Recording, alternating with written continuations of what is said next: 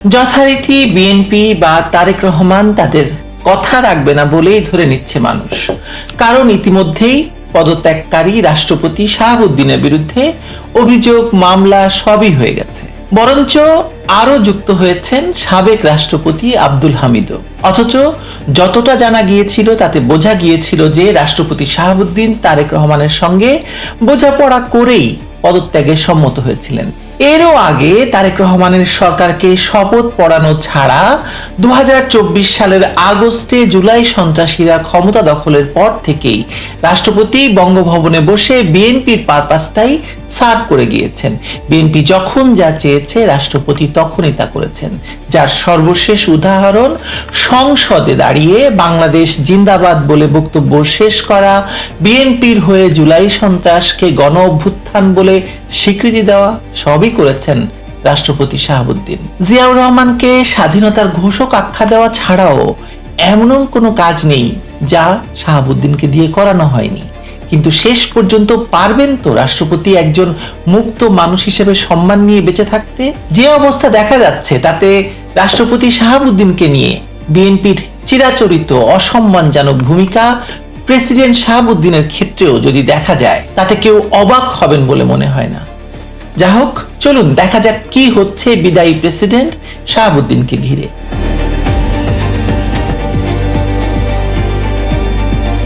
মোহাম্মদ শাহাবুদ্দিন 24শে জুলাই শারীরিক এবং মানসিক অসামর্থ্য এবং দীর্ঘমেয়াদী চিকিৎসার প্রয়োজনের কথা উল্লেখ করে রাষ্ট্রপতির পদ থেকে পদত্যাগ করেছেন।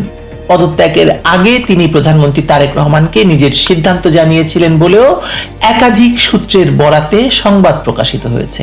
অর্থাৎ ঘটনাটি আচমকা ঘটেনি, সরকার এবং বঙ্গভবনের মধ্যে যোগাযোগের ভিত্তিতেই বিদায়ের পথ তৈরি হয়েছে। কিন্তু পদত্যাগপত্রের কালি শুকানোর আগেই এনসিপি, খেলাফত মজলিস এবং তথাকথিত জুলাইয়ের বিভিন্ন পক্ষ তাকে গ্রেপ্তার এবং বিচারের আওতায় আনার দাবি তুলেছে। আন্তর্জাতিক অপরাধ ট্রাইব্যুনালের প্রসিকিউশন কার্যালয়ে তার বিরুদ্ধে মানবতা বিরোধী অপরাধের অভিযোগও জমা পড়েছে। অভিযোগকারীরা তাকে 2024 সালের সহিংসতা, গুম, হত্যা এবং শেখ হাসিনা সরকারের বিভিন্ন কর্মকাণ্ডের দোষর হিসাবে চিহ্নিত করার চেষ্টা করেছেন এবং অভিযোগ দায়ের করেছেন। প্রশ্ন হলো, তারেক রহমানের সরকার কি শাহাবুদ্দিনকে নিরাপদে চলে যেতে দেওয়ার কোনো নিশ্চয়তা দিয়েছিল, নাকি কেবল পদত্যাগপত্র আদায় করার জন্য তাকে এমন ধারণা দেওয়া হয়েছিল যে তিনি নিরাপদে বিদেশে যেতে পারবেন, তার বিরুদ্ধে মামলা হবে না? কি হয়েছিল?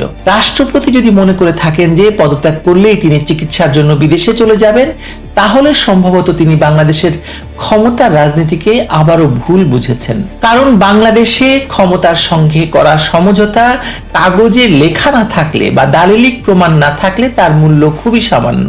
যেমনটি তারেক রহমান নানা রকম মুচলেখা দিয়ে ক্ষমতায় আসার পর করে বেড়াচ্ছেন। আর সমঝোতা যদি বিএনপির সঙ্গে হয় তাহলে অতীতের বহু ঘটনার মতো আজকের প্রতিশ্রুতিও আগামীকাল রাজনৈতিক প্রয়োজনের কাছে অস্বীকার করা হতে পারে বা হবে বা ইতিমধ্যে হয়েও গেছে। সংবিধানের 51 অনুচ্ছেদে রাষ্ট্রপতিকে দায়িত্বে থাকাকালে বিশেষ সুরক্ষা দেওয়া হয়েছে। রাষ্ট্রপতি হিসাবে দায়িত্ব পালনকালে তার বিরুদ্ধে কোনো ফৌজদারি মামলা চালু বা অব্যাহত রাখা যায় না এবং আদালত তার গ্রেপ্তার বা কারাবাসের আদেশ দিতে পারে না। কিন্তু এই সুরক্ষার একটি বড় অংশ পদত্যাগের সঙ্গে সঙ্গেই শেষ হয়ে যায়। অর্থাৎ শাহাবুদ্দিন এখন আর রাষ্ট্রপতি হিসাবে গ্রেপ্তার থেকে সেই সুরক্ষা পাবেন না। তবে রাষ্ট্রপতির সাংবিধানিক দায়িত্ব পালনকালে করা বা না করা কাজের ক্ষেত্রে অনুচ্ছেদ 51(1) সুরক্ষা এবং সংশ্লিষ্ট সিদ্ধান্তের প্রকৃতি নিয়ে আইনি বিতর্ক রয়েছে অনেক। সোজা কথায় তাকে চাইলেই যে কোনো অভিযোগে দোষী করানো আইনসম্মত বা আইনসঙ্গত হবে না। অভিযোগকারীকে দেখাতে হবে যে কোনো সুনির্দিষ্ট ঘটনায় তিনি কি নির্দেশ দিয়েছেন, কোন অপরাধে তার ব্যক্তিগত অংশগ্রহণ ছিল কিংবা কোন অপরাধমূলক পরিকল্পনায় তিনি যুক্ত ছিলেন। শুধু রাষ্ট্রপতি ছিলেন বলেই সরকারের প্রতিটি কর্মকাণ্ডে ফৌজদারি দায় তার ঘাড়ে চাপানো হবে, সেটা করা যাবে না। কিন্তু সবচেয়ে বড় প্রশ্ন হলো, আমরা কি এখন আইনের স্বাভাবিক শাসনের মধ্যে আছি? আমরা তো তা নেই, তাই না? এখন যে শাসন ব্যবস্থা চলছে এটা সেই রাষ্ট্র ব্যবস্থা যেখানে অভিযোগের আগে তৈরি হয় মামলার আগে প্রমাণ রেডি থাকে, রাজনৈতিক পরিচয় এখানে অপরাধের প্রাথমিক দলিল। আওয়ামী লীগের সঙ্গে সম্পর্ক থাকলে মানুষকে আগে গ্রেপ্তার করা হয়, তারপর ঠিক করা হয় তার বিরুদ্ধে কোন মামলাটি সুবিধাজনক হবে। শাহাবুদ্দিন আওয়ামী লীগের মনোনীত রাষ্ট্রপতি ছিলেন, সুতরাং তার বিরুদ্ধে অভিযোগের তো অভাব হবে না, অভাব হওয়ার কথা নয়। তবে রাষ্ট্রপতির প্রতি বর্তমান জুলাইপন্থীদের আচরণ রাজনৈতিক ভণ্ডামির কিন্তু প্রকৃষ্ট উদাহরণ। সেটা কিভাবে? 2024 সালের আগস্টে সংসদ বিলুপ্ত করতে রাষ্ট্রপতির স্বাক্ষর প্রয়োজন হয়েছিল, ইউনূসকে শপথ পড়াতে তার প্রয়োজন হয়েছিল, সংবিধানের বাইরে গড়ে ওঠা অন্তর্বর্তী ব্যবস্থাকে রাষ্ট্রীয় আনুষ্ঠানিকতা দিতে শাহাবুদ্দিনকে প্রয়োজন হয়েছিল, শতাধিক অধ্যাদেশ জারি করতে তার স্বাক্ষর নেওয়া হয়েছিল। আওয়ামী লীগকে নির্বাচনের বাইরে রাখা রাজনৈতিক প্রক্রিয়া তার রাষ্ট্রপতিত্বেই সম্পন্ন হয়েছে। তারেক রহমান এবং তার মন্ত্রিসভা এই রাষ্ট্রপতির কাছেই শপথ নিয়েছেন, শাহাবুদ্দিনের কাছে। তখন তিনি গণহত্যার সহযোগী ছিলেন না? তখন তার বিরুদ্ধে মানবতা বিরোধী অপরাধের অভিযোগ মনে পড়েনি কেন? কারণ তখন শাহাবুদ্দিনের স্বাক্ষর তার খুব প্রয়োজন ছিল। এখন তার স্বাক্ষরের প্রয়োজন নেই, কাজেই এখন তিনি ফ্যাসিবাদের দোসর, গণহত্যার সহযোগী এবং গ্রেপ্তারযোগ্য ব্যক্তি। রাষ্ট্রপতি নিজেও অবশ্যই পরিণতির দায় এড়াতে পারেন না। তিনি আওয়ামী লীগের মনোনয়নে রাষ্ট্রপতি হয়েছিলেন, অথচ আওয়ামী লীগকে নিষিদ্ধ করার প্রক্রিয়া, দলটির নেতাকর্মীদের বিরুদ্ধে রাষ্ট্রীয় প্রতিহিংসা এবং শেখ হাসিনাকে নিয়ে তৈরি সাংবিধানিক অস্পষ্টতার মধ্যে নিজের পদ রক্ষাকেই অগ্রাধিকার দিয়েছেন। সেখানে তার ব্যক্তিগত সুবিধা অসুবিধা থাকতে পারে, তার নিরাপত্তা থাকতে পারে, তার পরিবারের নিরাপত্তার প্রশ্নটি থাকতে পারে, তাকে ব্ল্যাকমেইল করা হয়েছে বলেও আমরা বুঝতে পারি। তিনি যখন বলেছিলেন শেখ হাসিনা পদত্যাগ পত্র জমা দিয়েছেন, তখন একটি কথা বলেছিলেন, পরে বলেছেন তার কাছে সেই পদত্যাগ পত্রের দালিলিক প্রমাণ নেই। এই যে পরস্পর বিরোধী অবস্থান তাকে প্রতিটি পক্ষের কাছে অবিশ্বাসযোগ্য করে তুলেছে। ইউনূস সরকারের সময় তাকে সরানোর দাবি উঠলে বিএনপি সাংবিধানিক ধারাবাহিকতার কথা বলে তাকে রক্ষা করেছিল। শাহাবুদ্দিন নিজেও বলেছিলেন যে দুঃসময়ে বিএনপি এবং তারেক রহমান তার পাশে ছিলেন, কিন্তু বিএনপির প্রয়োজন ছিল তাকে রক্ষা করা নয়, প্রয়োজন ছিল রাষ্ট্রপতির পদটি নিজেদের ক্ষমতায় যাওয়ার সেতু হিসাবে অক্ষত রাখা। সেতু পার হওয়ার পর সেতুর পাহারাদারকে আর রাখার দরকার হয়নি।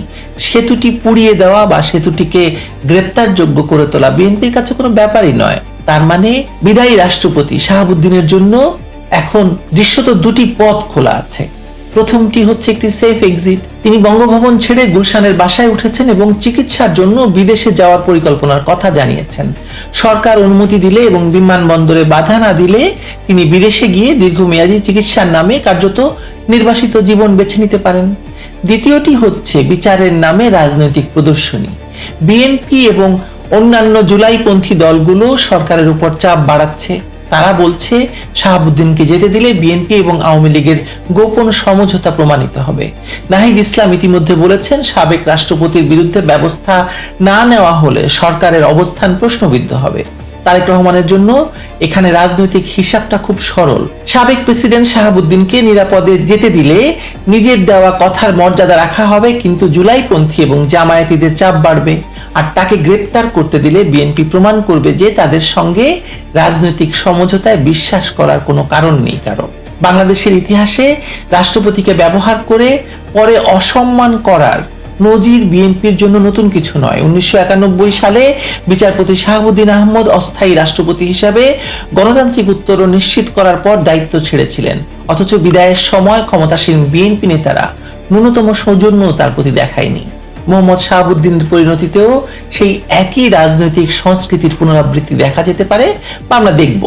সব মিলিয়ে রাষ্ট্রপতি বা সাবেক রাষ্ট্রপতির ভবিষ্যৎ এখন আইনের চেয়ে বেশি নির্ভর করছে ক্ষমতার দর কষাকষির উপর। তাকে যদি বিদেশে যেতে দেওয়া হয় তাহলে বুঝতে হবে যে পদত্যাগের বিনিময়ে সেফ এক্সিটের সমঝোতা এখনো বহাল আছে। আর বিমানবন্দরে আটকে দেওয়া, গ্রেপ্তার কিংবা আন্তর্জাতিক অপরাধ ট্রাইব্যুনালে টেনে নেওয়া হলে বুঝতে হবে যে তারেক রহমানের সরকার প্রয়োজন ফুরানোর পর আরেকজন সহযোগীকেও শুলে চড়িয়ে দিয়েছে। বিদায়ী প্রেসিডেন্ট শাহাবুদ্দিনের সবচেয়ে বড় ভুল ছিল তিনি হয়তো ভেবেছিলেন সবার প্রয়োজন মেটাতে পারলে অন্তত নিজের নিরাপত্তা নিশ্চিত করা যাবে, ফ্যামিলির নিরাপত্তা নিশ্চিত করা যাবে।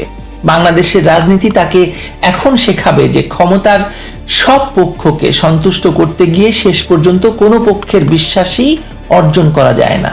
তিনি আওয়ামী লীগের রাষ্ট্রপতি হিসাবে বঙ্গভবনে ঢুকেছিলেন, ইউনূস সরকারের রাষ্ট্রপতি হিসাবে টিকেছিলেন এবং বিএনপি সরকারের রাষ্ট্রপতি হিসাবে পদত্যাগ করেছেন। এখন দেখার বিষয় তিনি একজন মুক্ত সাবেক রাষ্ট্রপতি হিসাবে সম্মানজনকভাবে বসবাস করতে পারেন, নাকি দেশ ছাড়তে পারেন, নাকি জুলাইয়ের রাজনৈতিক প্রতিশোধের তালিকায় আরেকটি নাম হয়ে তাকে কারাগারে প্রবেশ করতে হয়। খুব দ্রুতই আমরা এসব বিষয়ে জানতে পারবো, বুঝতে পারবো। অনেকে হয়তো বুঝতেও পারছেন, জানেনও, কিন্তু বলতে পারছেন না। ভালো থাকবেন সবাই।